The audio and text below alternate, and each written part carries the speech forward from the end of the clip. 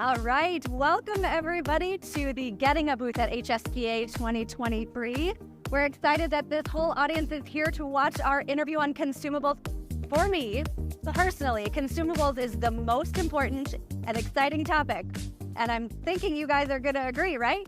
Correct. Sure. Yes. Well, here's the thing. My goal today is to make it really exciting.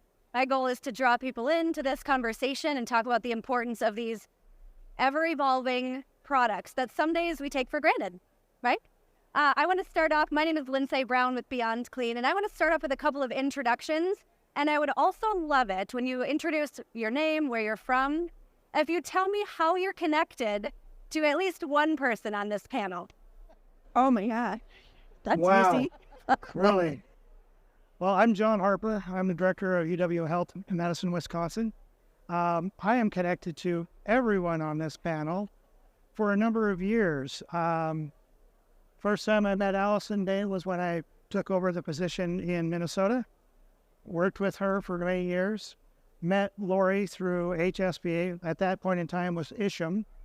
She was the president of the Western Wisconsin chapter. I was the president-elect of the Minnesota chapter. And when I accepted a position in the Pacific Northwest, I convinced her to apply for my position at Fairview. So, yeah, a little bit of connection, and then a connection with Lindsay as well through Beyond Clean and through the CCI programs. So Nice. Awesome. Well, we're excited to have you on this discussion. Thank you so much.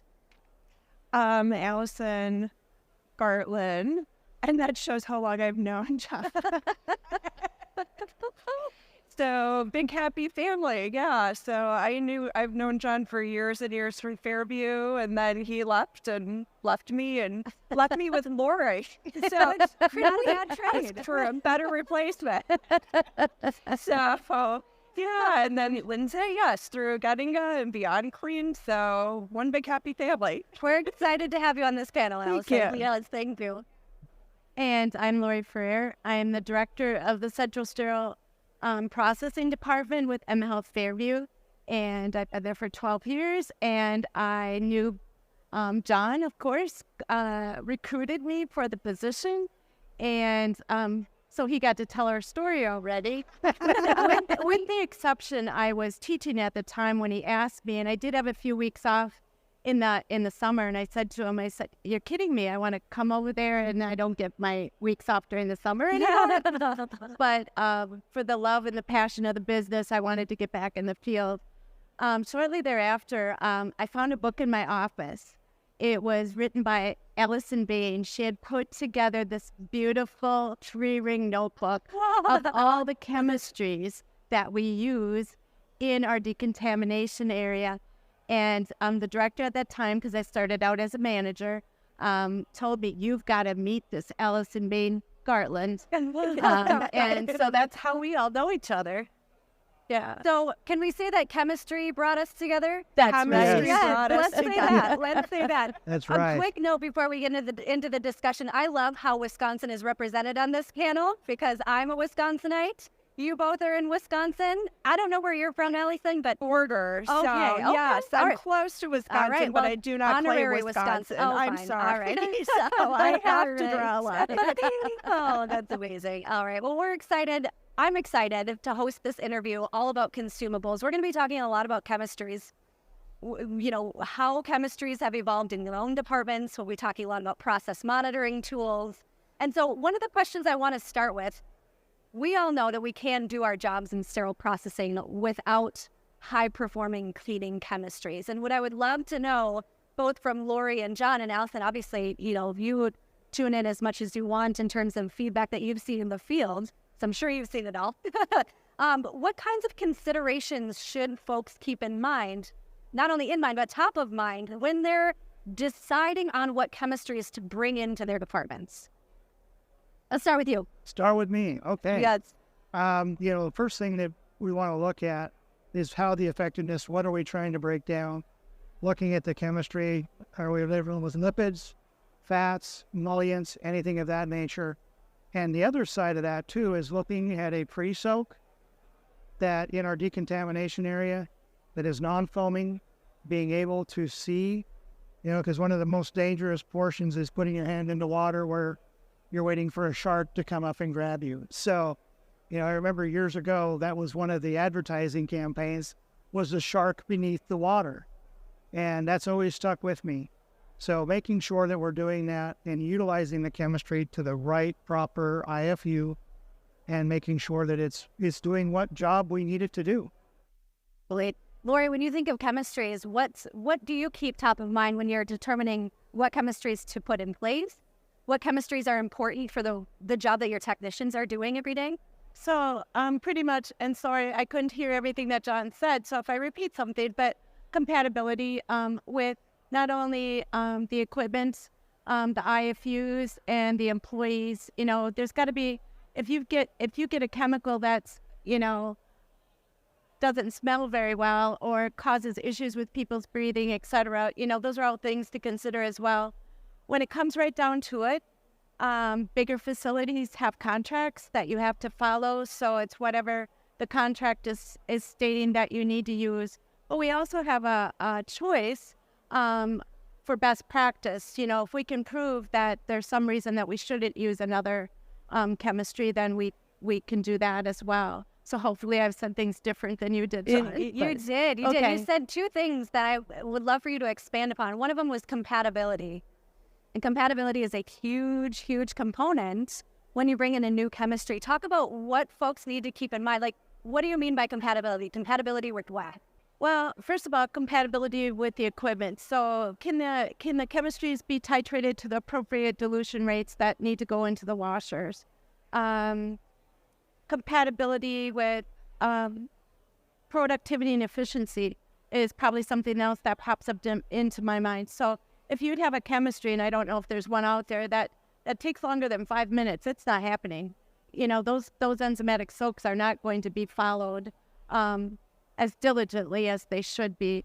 What other things as far as compatibility?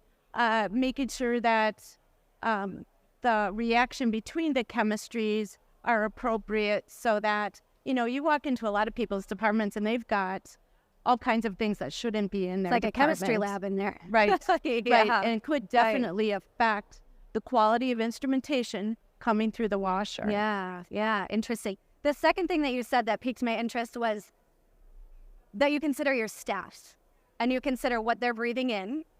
And so expand upon that a little bit and how you consider that when you're looking into new chemistries and chemistry combinations. So there are a couple products that we use that, are not very respiratory friendly when we're doing any type of chemistries, because it's not just in decontam that you're using chemistries. If you're washing the outside stainless of your sterilizers or you're doing those other things, you want to make sure that they're protected. If you're removing instrument tape, those smells are kind of obnoxious. So you want to be very careful that you've got the correct protective equipment for the employees and that no employee is doing it for any length of time. Right. We've all been into a decontam specifically where we've walked in with full PPE, but we can still smell that like a stringent chemical smell. And yeah, so the fact that you called that out, I think is a really important piece because staff safety, without staff, we can't do what we do. So that staff safety piece, I think, is critical.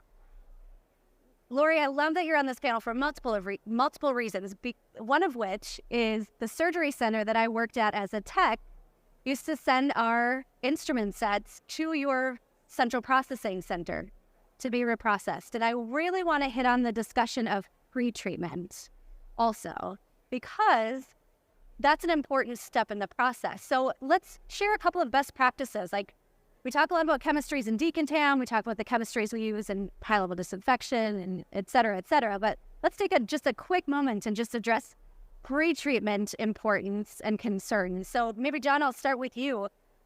I'm sure you've seen horror stories, but what has worked in the past? I want to focus on what has worked. So one of the biggest things that I've always found, I started out as a scrub tech as well. So my thought process, and this is the way I deliver it to surge techs and education, is how would you like to hand this instrument to the surgeon? I said, that's the way we want to see it coming back. It should be clean. It should be ready for use, whatever you can do. And we actually started a program at one of my facilities where we went and trained everyone to go through and start a pre-cleaning foundation, and it was part of their curriculum. So that pre-cleaning step is really the basis to being able to get things done and more efficiently and quickly. We saw a reduction in our contamination getting back to our clean side, and unfortunately even to our OR. So we reduced that by about, I'd say, almost 80% by inducting that program. So the cleaning chemistries, pre-cleanse, different things of that nature. Again, it's important to understand what kind of chemical you're using and what it's supposed to do. The biggest thing from my standpoint is a wetting agent, trying to keep things moist so it makes it easier for us to clean. I don't need any other fancy chemicals to really start breaking it down, because, again, if we start dealing with enzymes and different things of that nature, you've got to get the right temperatures, you've got to get the correct active ingredients to activate. So, yeah, I'm just thinking back, like, through the years, like, when we used to do water and enzymatic precip and you put it in a basin, and I was always like, you have, like, this ortho instrument and then, like, this water. Right? You're like, yeah, that was really effective. And then, nice try. Exactly. And then when we started doing the pre-sprays and what a novel concept that was, and how we've evolved with that even, so that, I mean, hardly anybody's doing the pre. I mean, we used to have those little enzymatic packets that you shoot in, and nobody does them anymore because nobody uses them. And so, but yeah, just the evolution of that, like the efficiency of being able to start the process before it gets down where they're going to have to do all the work, because the more you can do that, the easier it makes it for the SPD, but also the safer for the instrument. So you don't get as much corrosion or damage to an instrument the sooner you start the process. So yeah, absolutely.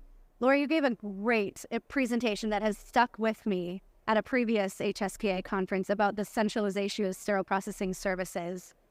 How do you make that work?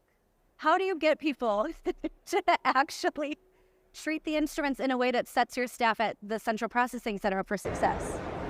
Okay, being a Central Processing Center where we have to wait for everything to be returned to our site, it's imperatively important that they're doing the point of use cleaning in their ORs and doing an enzymatic soak at the site before it's sent over back to us. For the pure and simple reason, when you've got a lot of cases compiling at the end of the day, all coming back together, you've got them sitting there for X amount of hours with bioburden hardening on them, you know, and you've just got the growth starting and, you know, the biofilms, etc. So it's interesting. So when I first arrived in my position at Fairview, one of the hospitals was having a huge issue with soiled instruments. And, you know, we stepped right in. We started looking at things in 2004. Now, mind you, I started in 2012. In 2004, there was a policy procedure that everyone was supposed to be doing the point of use cleaning and do it, you know, so everything was set up the way it was supposed to be. People just fell off and did not. So that's 8 years. So fast forward, we got that all covered in 2012. Everybody was becoming more compliant with that. And fast forward, it's 2023. We are going through the same thing. So it's sustainability. I can't say that enough, that you need to be doing follow-up audits frequently, you know, throughout each year to make sure that we're keeping that cadence. The people come and go, they change all the time. So we need to keep educating everyone of the importance. And we've got a big directive going this year to really try to get to all the ORs and all the OR staff and working with infection prevention.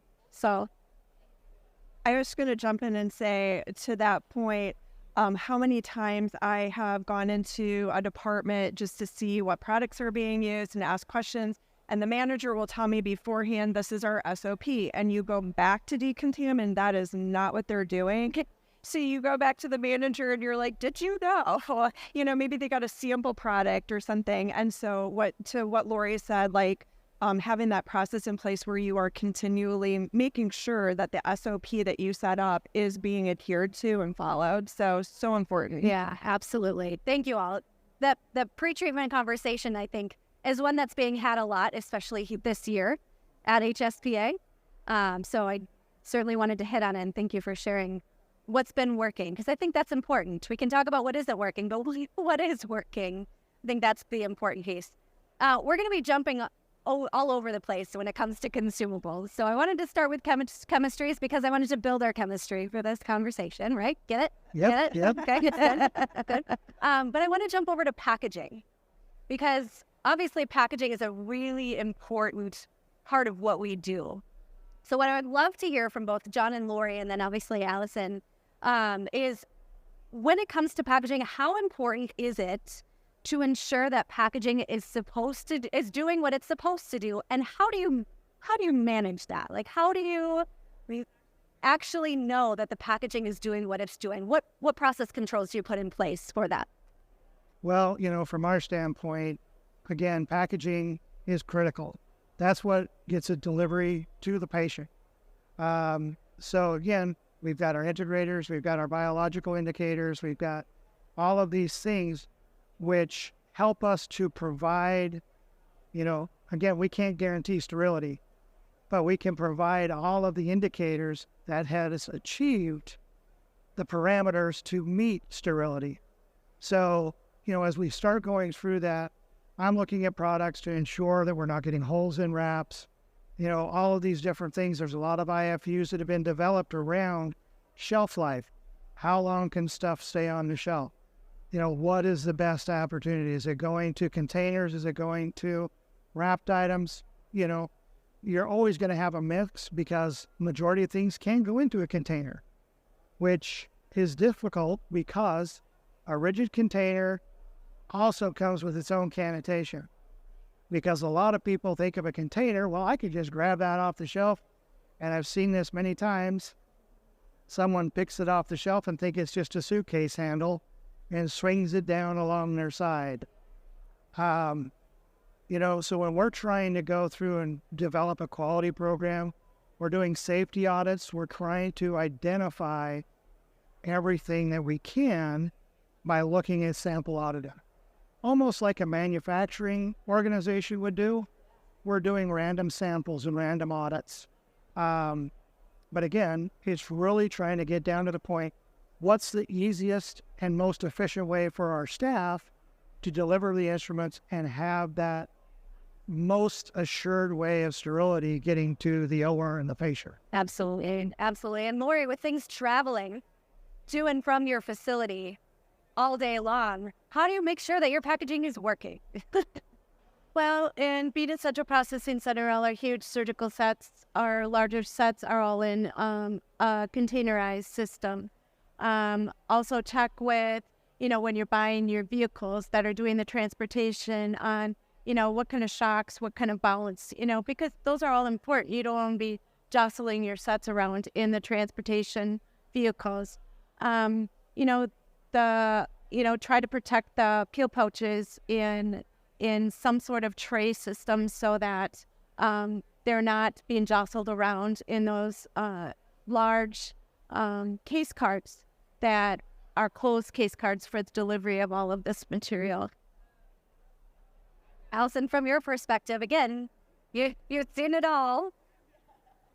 How do technicians, department leaders ensure that their packaging is working for them? Right. I think what Lori said too, just like peel pouches especially, just making sure that you're storing them correctly. Recently I just heard of some people who were trying to hang them, and I'm like, you can't do that. So you got to make sure that they are being stored correctly. The same with container systems. And even to looking at if you have packaging that you're not using immediately, that wherever the storage is, that you're adhering to standards so that the temperatures are correct, that humidity, all of your storage shelves are what they should be, weight limits. So the background work of just making sure that your storage is appropriate. So integrity, transportation parameters, quality, it all matters when it comes to sterile packaging. I want to jump from, so we talked about chemistries, we talked about packaging. I want to jump to some quality assurance tests that are in place.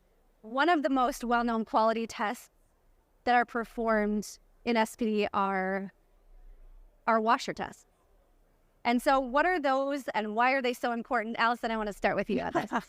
And even thinking that, like, oh my gosh, where we've come from. So, I mean, I remember when I first started, working with, actually, Steritech, I was doing chemical hookups, and I'm like, if there was just some perfect way to ensure that whatever I'm doing is actually working, plum. And along came washer verifications. And so starting to use those, and people, I mean, a lot of people were like, what is this? So, and then just seeing how now we progressed, so there is a standard in place.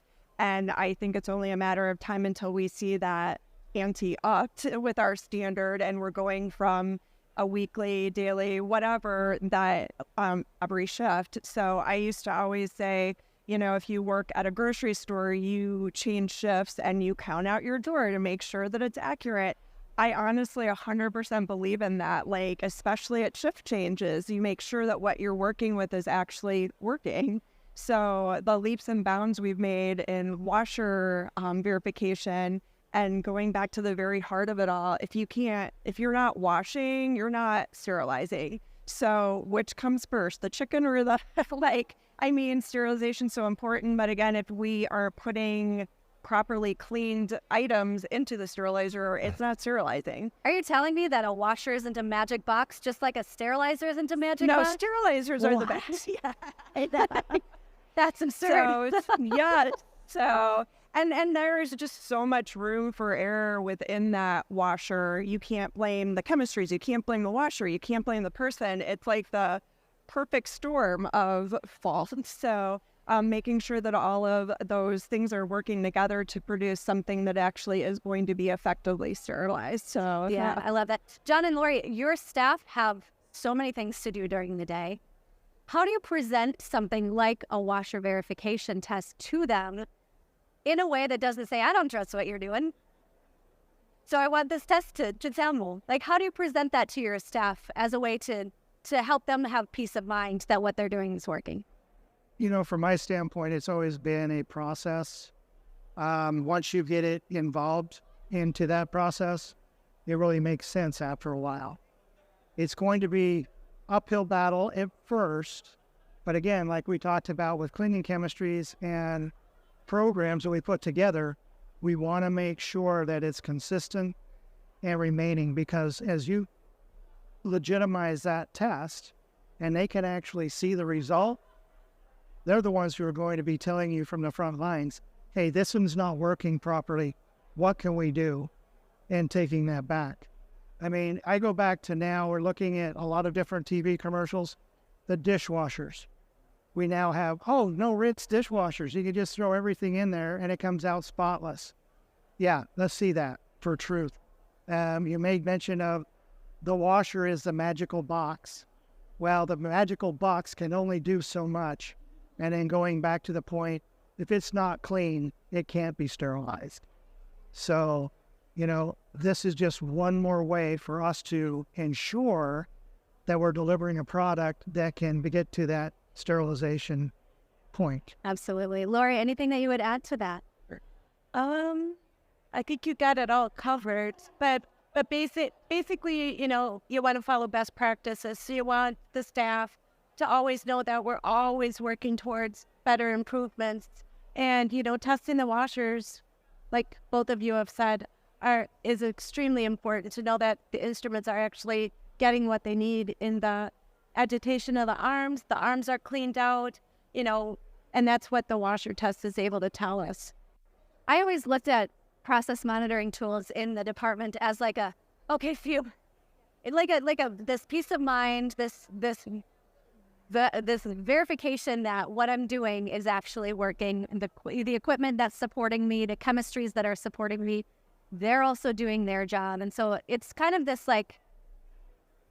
evidence that the collaboration is working between the equipment, the chemistries, and the people of the department. So I do want to talk about kind of an overlooked but important process monitoring tool, the Bowie Dick test. By John's reaction, I'm really excited to see what you have to say. But I want to level set a little bit. Allison, can you tell me what it is, how it's used, and why? I think I like John's look. I'm going to defer to John. Well, you want me to go? Okay. All right. So, the Bowie Dick test is one that has been overlooked, but it's one of the most crucial tests that you can do with a sterilizer.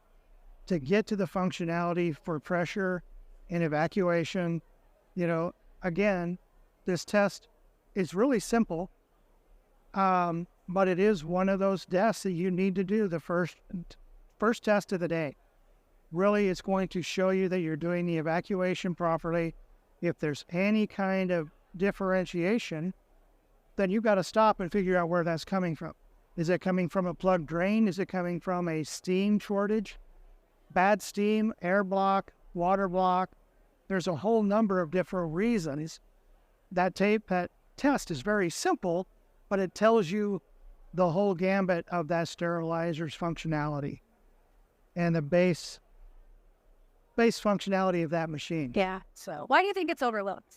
You had such a I loved your visceral reaction. Do you way I had to voice that question? I gotta be honest. A lot of times people look at it just like talking about the washer tests. It's like, well, we did this test yesterday. Why do we have to do it every day? Well, we don't know what happened between yesterday and today. And I said, I worked in several health systems where we don't have steam on site. It's a system or city steam that is all pumped in. And when that goes down, I've asked the question at all the facilities I've worked at that's had this, all right, so what's our backup? They said, we don't have a backup. And I'm like, so at this point, we're dead in the water. And then once that happens, we need to go through and validate these machines again. And the first step to that, whenever they're inputting a brand new machine, that's the first test they run. Why? Because until that Bowie Dick passes the test, the machine isn't going to go any farther. And my visceral response is because a lot of people look at that as it's just an extra test. They're just trying to get us to spend more money on these things. And I said, no, if you're the person on the table having that surgery, you want to make sure everybody's doing everything they can. That Inspector 13 is doing their job of inspecting everything. Absolutely. Absolutely. I love that you brought up this notion that all these extra tests are just ancillary ways for vendors to make money. But here's the thing. Vendors spend so much money researching new technology that's going to help you do your job and know that you're doing your job well. And that's the point that I think we're making here is it's not just a waste of money. It's a test that it's actually going to tell you, okay, hold the phone. We need to figure something out here. Lori, I'm curious, if your staff finds that a Bowie Dick test fails, where do you start? Like, what's the first question that you ask? Okay, so basically, if the Bowie Dick test does not pass, they run another one. So, and if that one doesn't pass, then we start looking at variables of what transpired between yesterday and today, and ultimately a call to the repair or service tech to come in to figure that out. So, yeah, just assurance that the sterilizer is up and running for the day. Allison, is there something that you usually say to people who maybe have the impression that the Bowie Dick is optional? Is there like the one thing that you usually go to that really gets, like, you see that light bulb moment? I mean, you even look at, like, going back to washer verifications, you may be thinking things are working fine, you put your trays in, everything is great, and all of a sudden there's a failure, and maybe you look and you see, Pete Butler this morning was saying with the washer that didn't actually have an arm on the very top. It makes a difference. So the little things that you're maybe not concentrating on or seeing from the equipment perspective, that it makes a huge difference as to the results. So therefore, with the Bowie Dick, it's monitoring the sterilizer. You can't see what it's doing inside once the door is closed, but it's going to tell you that. So how important it is, you can't see it, but you need to verify it. So, yeah. Since we're talking about quality monitoring tests, I want to talk about biologicals for a second, because when I think biological, all of a sudden all these numbers flash in my head, right? 3, 5, 30, 6 weeks, 10, like it's just all over the place. What I'm super curious about is, what are the trends that you're seeing? And Allison, I'm going to direct this to you first, but what are the trends that you're seeing in biological indicator technology and innovation? I think that's just it. Like, again, the progression you've seen in the department, and I was just coming to John, Lori, somebody, can't remember. I was talking to somebody. Just like I've been working in SVD now, like going on 25 years, and how you went for this long period with like nothing really happening, and then all of a sudden stuff started happening, and now stuff is just happening like quickly, how with technology today. So I think that's a big thing we're going to see, is we're going to see things happen quickly as far as the technology being developed, but also things happening quickly as far as the technology being used. So right now with biologicals, like how long they can take, how accurate they are, I think we're going to see a huge progression in just things going faster to get us going quicker and more accurate, because that's what this department is all about. Is it's not a guessing game, it's a game that we have to be accurate on. So thank you for saying that. I think you're right. The innovation and the updates and upgrades in technology in that space it's in hyperdrive right now, which is really exciting. And the impetus behind that is a lot of things. It's that assurance, it's the efficiency, it's everything, the productivity. I also want to talk not only about biologicals, but about chemical indicators, because there are very few process monitoring tools that actually make it into the OR. But chemical indicators and integrators are in that category. They're one of those process monitoring tools that ends up on the table next to the patient. I want to know from both of you, how do you get people to get the chemical indicator in the tray every time? Do you have the secret? Because everyone here wants to know. Well, I've just got to go back to Sherry Golden's opening talk, because we put it in our tracking system as part of the count sheet to ensure that gets in there. But anybody out there who's making that robot that can automatically put those in, wonderful. It is one of those things. And then again, I've seen it on both extremes, and I've tried to tell staff, yes, it's important, but we don't need to put 20 integrators in one tray. But don't you want them to be extra? The hardest problem with that is then I start finding them in my washers, in my sterilizer drains, everywhere else. It's like, really, guys, let's go. But it's a very vital tool for the OR to see a visual indication that this is passed or met all the parameters, just like we talked earlier. Does it guarantee sterility? No, nothing guarantees sterility, but it gives us the indication that all parameters were met to achieve sterility.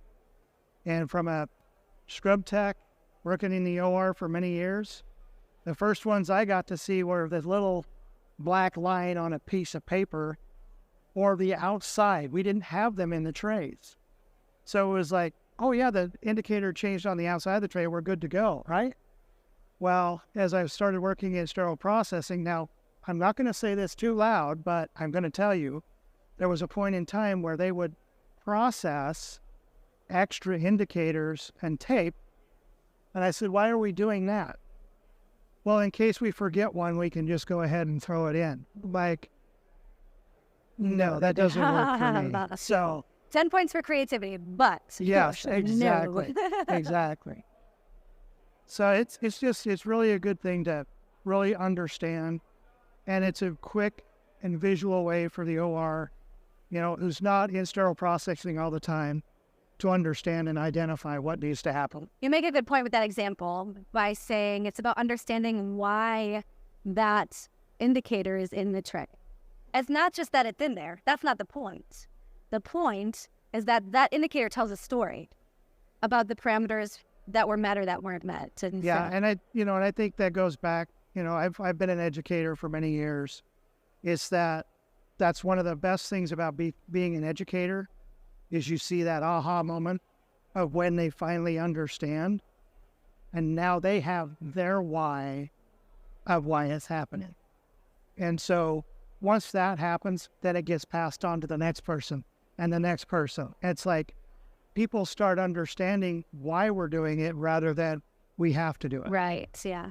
Lori, have you ever had a staff member tell you that they woke up in the middle of the night and they're like, oh crap, did I remember to put the chemical indicator in the tray? I have not, because they would probably not tell me that. However, when I was, looking at the questions beforehand and I was going through some of my materials, one of our supervisors that used to work in our department, who still works for our system but as a manager in another facility, made up a little tune that she would always sing that, helped her remember that you always have to be putting those in. Well, so, do you remember what it is? No, it's on my phone. Okay, so it's 2 verses. Well, here's the thing. Let's make it. So Beyond Clean released an album last year about sterile processing. So you can find it on our YouTube channel. It's called Beyond the Tunes. But I think we should make that into an actual track to put out. So if she's willing, let's do it. Okay. Well, and let's do it with the person that created it. Exactly. That's what I'm saying. Yes. Awesome. I am not singing. Not happening. Do you want to do backup? Backup at least. No. All right. So I know we're wrapping up here, but I have a couple of questions, and these are really, really important to me, okay? What's the last thing that you Googled about sterile processing? I did it right before because we were having a discussion. John J. Perkins. Correct. Yes. First I told her John R. Perkins, and then I started to think, no, I think it was John J. She comes over to me. It's John J. Perkins. Who's John J. Perkins?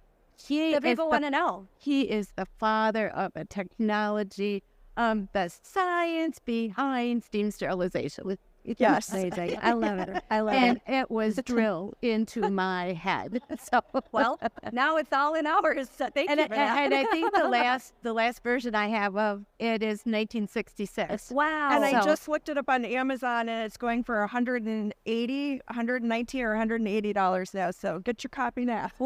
As a vintage model. As a vintage model. John, I have a special question for you. Unless you Googled sterile processing recently, then I want to know. Probably the last thing I was doing is looking at chemistries, actually. Oh, interesting. Okay. So, doing some product research. Yeah, we're actually looking at some new chemistry. We got a lot of renovations going on and new processes coming into play. Okay, congratulations. So, yeah. And I'm sorry. Okay, no, yes. no, but that's exciting. This question is, we're going to start with you. Would you rather have a chemistry in your sink that smells like cinnamon rolls or a peel pack that can seal itself? Number one, I don't think about cinnamon rolls because then I'd have to try and eat them all the time. And if you look at me, my stature could use a few less cinnamon rolls. But again, something that's, again, going back to Lori's earlier comment, would be great. But also a self-sealing peel pack, we've got those. We've got some opportunities there. But again, the seals, it just depends on the company and the actual manufacturing of that. We've had, through COVID, we've had supply chain issues. Go figures. So a lot of the quality isn't where it was before the pandemic. And I'm hoping we're getting back to that. We're getting closer. So... Thank you. Lori, what about you? Cinnamon rolls in your sink? Absolutely. Yeah.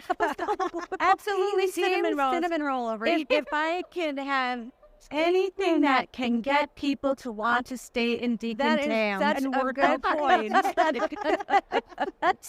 And I love Deacon Tam.